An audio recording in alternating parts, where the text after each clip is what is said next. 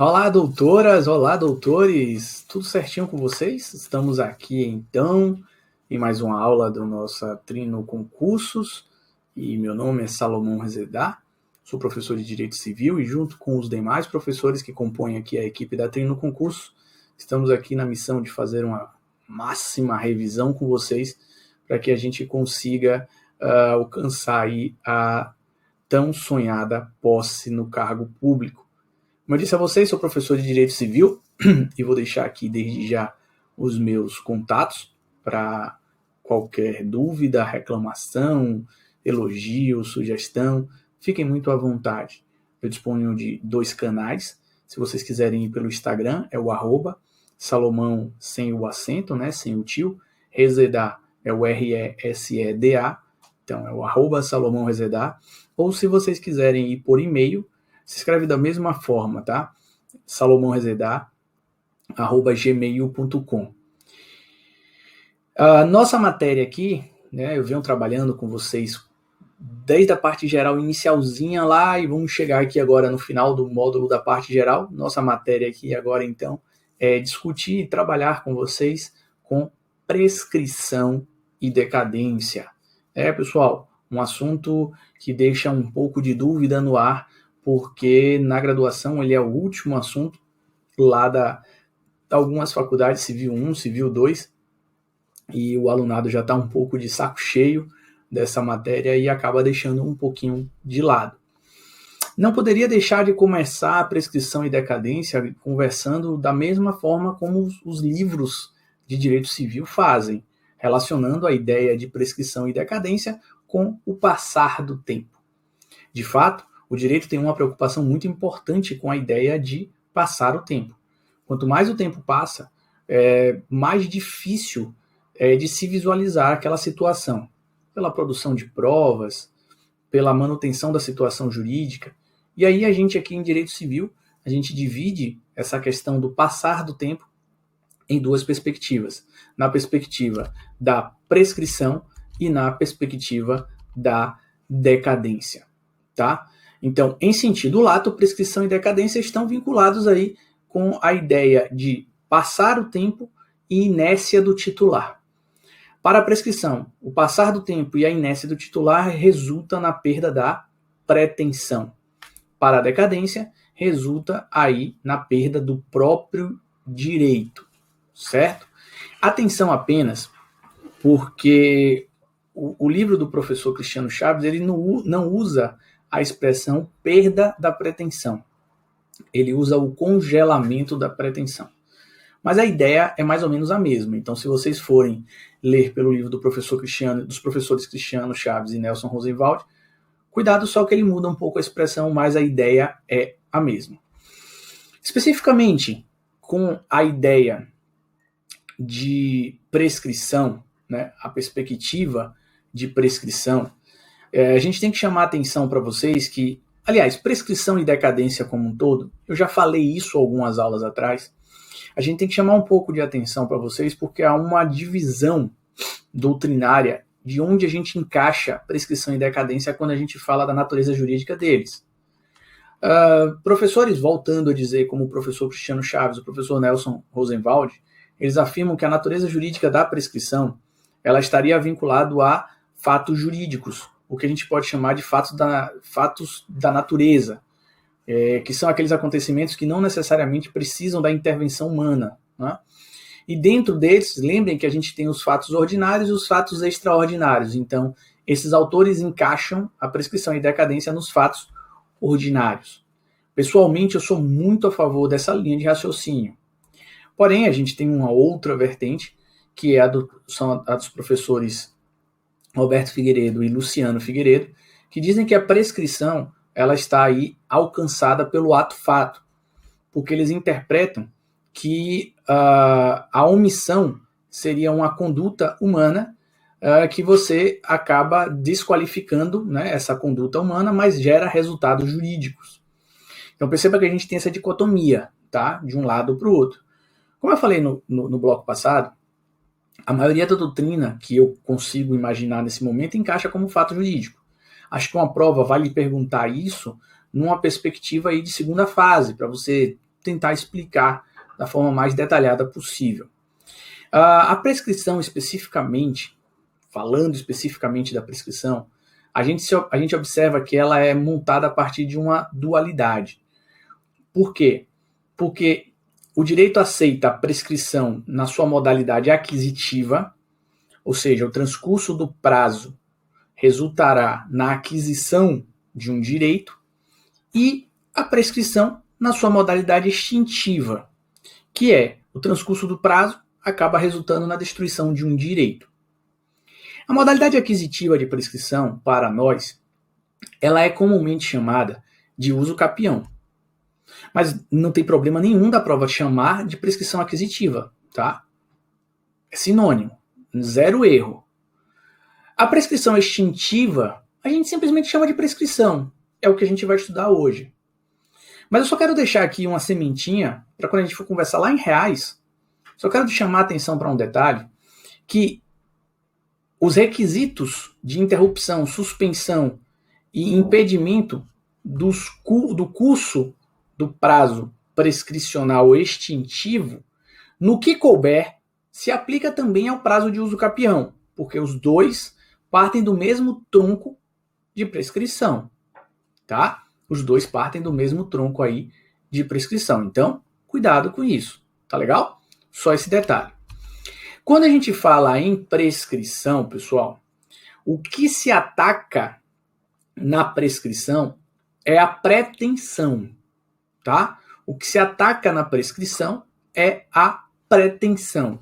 Essa é a inteligência do artigo 189 do nosso Código Civil, que fala expressamente: violado o direito, nasce para o titular a pretensão, a qual extingue-se pela prescrição nos prazos a que aludem o artigo 205 e 206 do nosso Código Civil.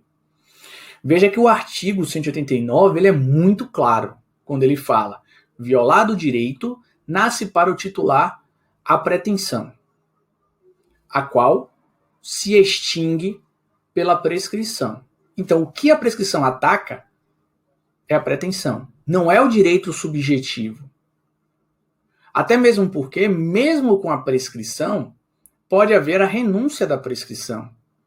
Mesmo com a prescrição, por exemplo, de um crédito, o devedor pode chegar lá e pagar.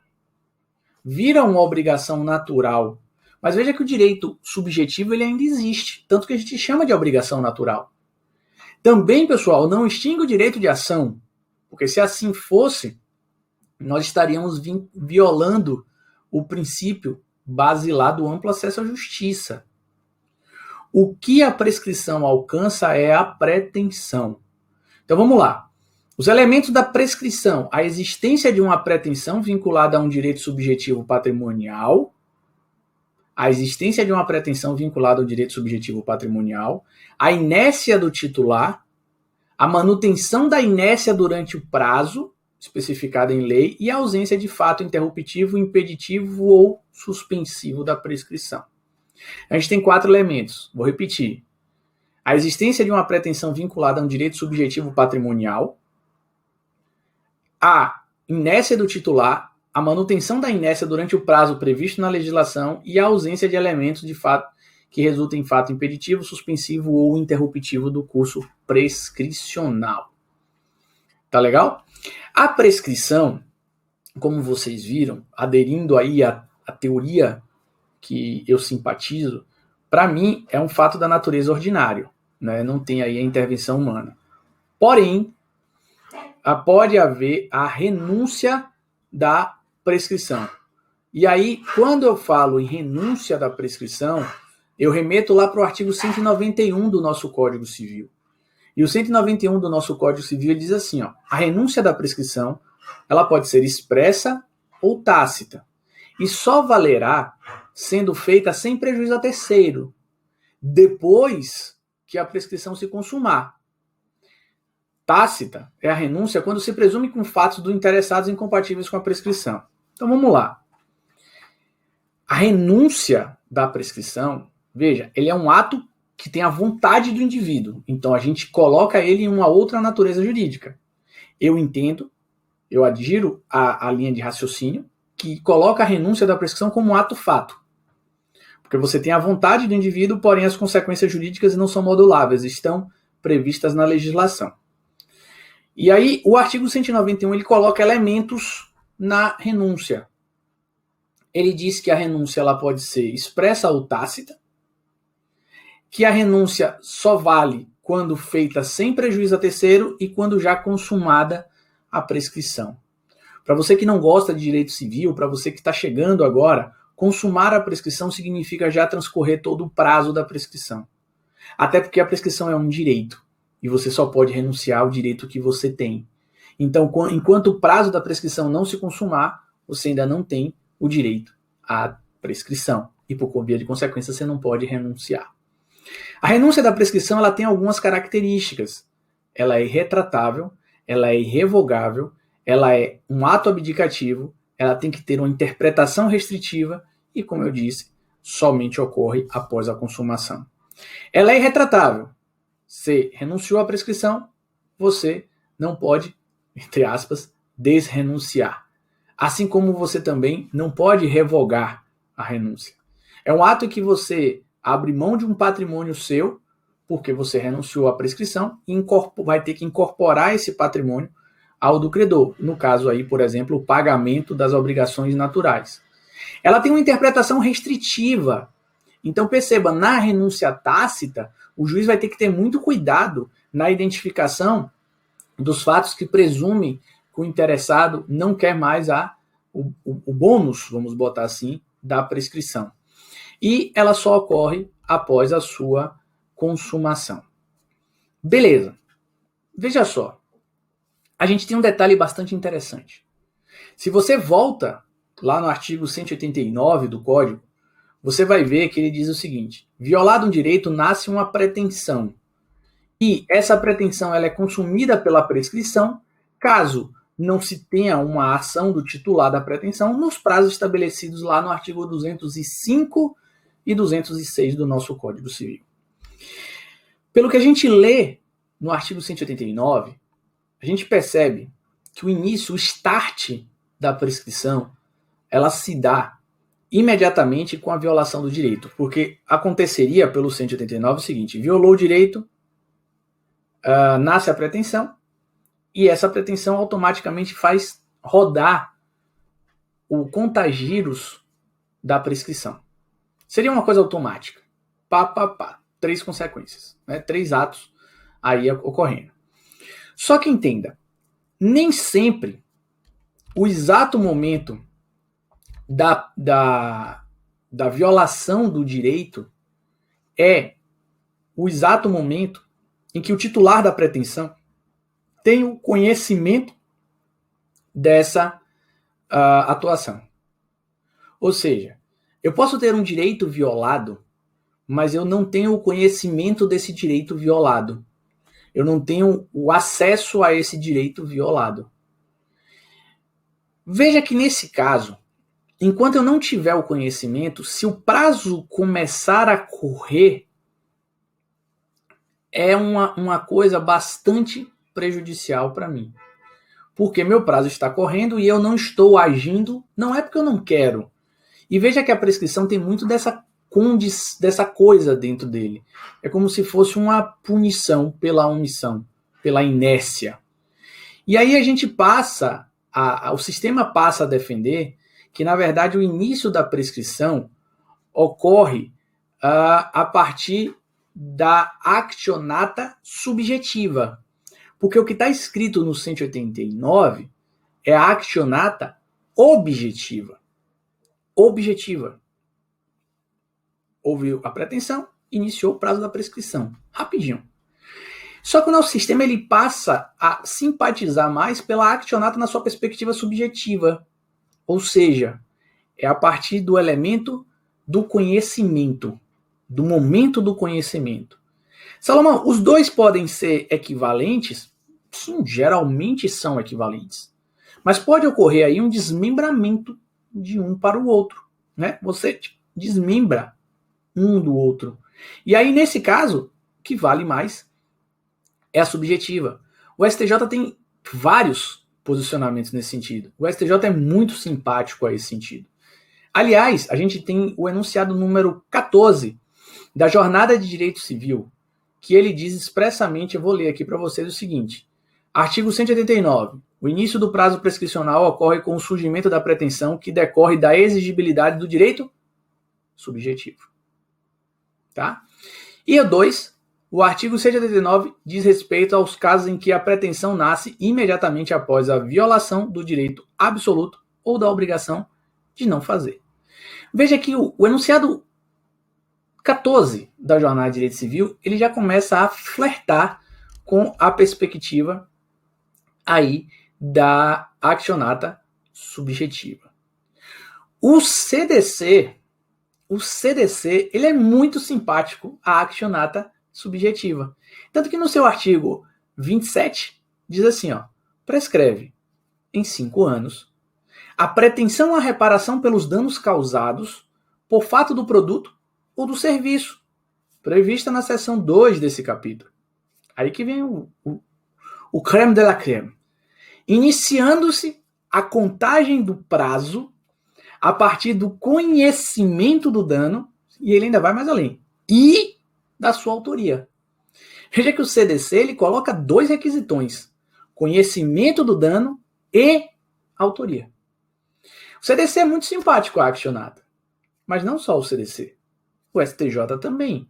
A gente não pode deixar de lembrar a súmula 278 do STJ.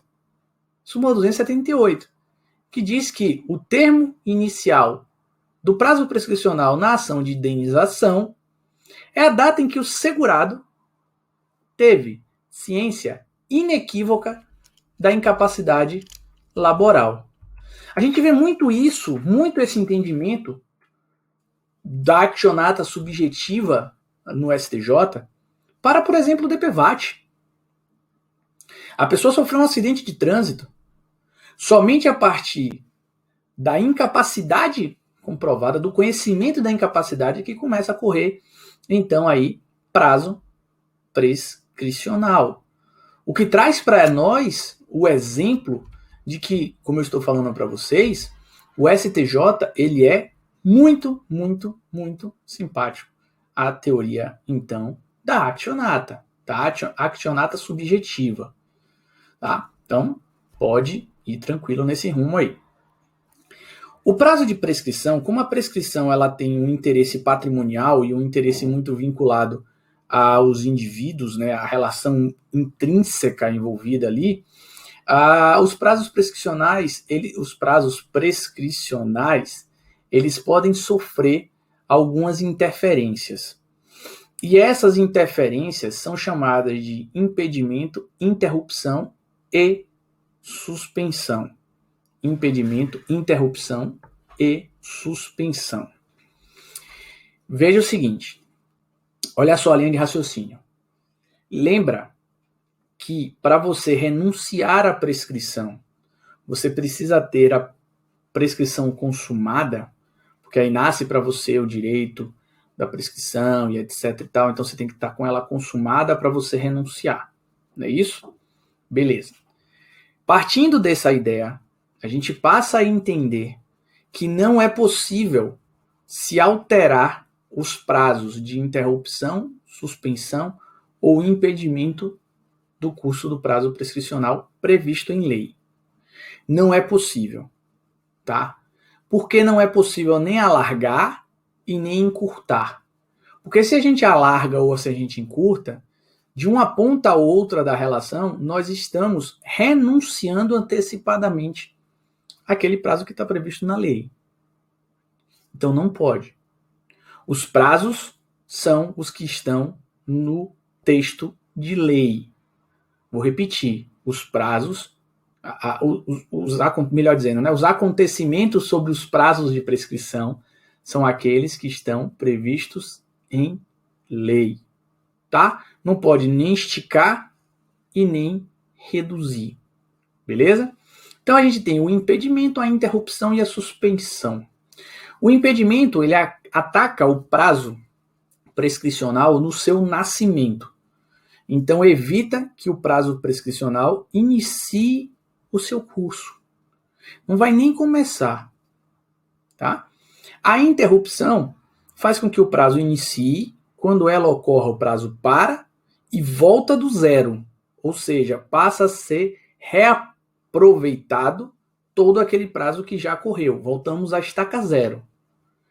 A suspensão, o prazo corre, para, e quando a causa suspensiva desaparece, ou seja, o prazo prescricional volta a correr, nós temos a partir de então o prazo reiniciando do exato momento onde ele parou. Então tudo aquilo que passou é reaproveitado, não é jogado fora, como acontece então na interrupção. Olha que interessante. Vamos para o código, vamos raciocinar perante o código. E raciocinando perante o código, a gente vai abrir lá o capítulo que se inicia pelo artigo 197 do nosso Código Civil, e a gente vai ver logo que o código trabalha com causas impeditivas e suspensivas no mesmo capítulo. Causas impeditivas e suspensivas no mesmo capítulo. E aí o 197, vamos dividir as hipóteses, e o 197 a gente vai encaixar como elementos de família, elementos da estrutura mais íntima do indivíduo. E aí, com base nisso, 197 nos diz o seguinte: não corre prescrição. Não corre, tá? Não corre. Essa expressão não corre, como vocês veem, ataca tanto impedimento quanto suspensão. Entre os cônjuges, na constância da sociedade conjugal. Leia-se entre os cônjuges como entre os companheiros também, tá? Aplica-se também à união estável. E aí eu tenho que lembrar vocês aqui, vou fazer um parêntese, e tenho que lembrar vocês que quando a gente casa, acontece uma alteração jurídica bastante considerável na nossa vida. Essa alteração jurídica ela acontece tanto internamente ao casamento, quanto externamente ao casamento, ou seja, tanto entre os cônjuges, quanto entre os cônjuges e terceiros. As alterações que são vinculadas aos cônjuges está dentro de um grupo chamado sociedade conjugal. As alterações vinculadas aos terceiros estão relacionadas ao vínculo matrimonial. Tá? Vínculo matrimonial, por exemplo, status civil, vínculo matrimonial. Quando você morre, divorcia, você ataca o vínculo matrimonial.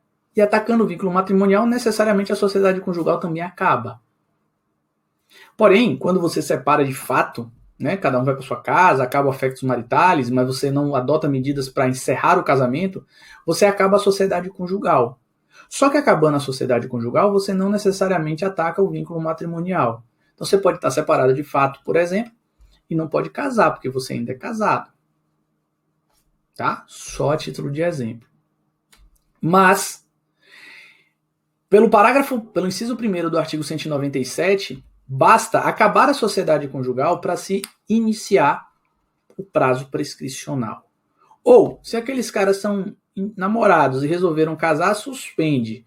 Terminou a sociedade conjugal e não vínculo matrimonial, ou seja, nada, não precisa de divórcio, basta uma separação de fato, continua a correr da onde parou. Tá legal? A gente fala em sociedade conjugal. Até mesmo porque a gente tem que interpretar esse dispositivo e arremessar ele lá para o 1240A do Código Civil, que fala em uso capião por abandono de lar. Né? O prazo de 2 anos do uso capião por abandono de lar vem a partir do abandono de lar. E o abandono de lar representa aí o rompimento da sociedade conjugal. Então, uma coisa casa muito perfeitamente com a outra. Já que a gente está falando de relações familiares, nosso inciso 2º do 197 diz que entre ascendentes e descendentes durante o poder familiar.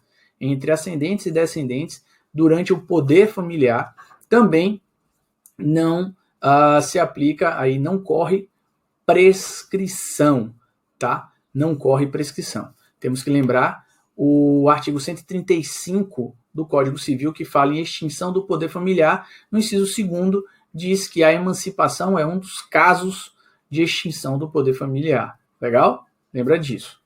E aí, para finalizar, a gente já falou em cônjuge, já falou em ascendente e descendente, mas pode ter a hipótese de que a pessoa não tenha ascendente e descendente.